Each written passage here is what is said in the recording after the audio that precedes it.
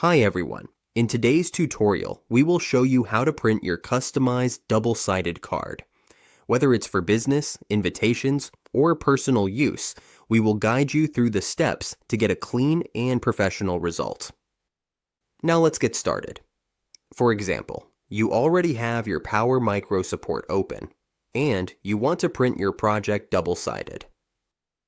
All you have to do is click the File option in the upper left part of your screen. From there, you will see the Print option. Click Print. To print double-sided, you have two options. We can print it automatically, or we can do it manually. Some printers do not support automatic double-sided printing, so we may need to set it up manually. If your printer does not have this feature, all we need to do is select the option to print manually. First, we need to print page 1. Once it finishes, it will prompt us to reload the paper for the second side.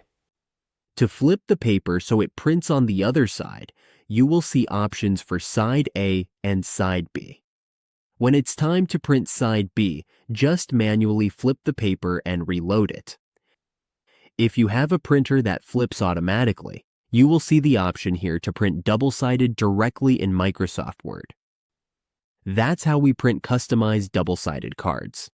With the right setup and a few simple steps, we can get a clean and professional result every time.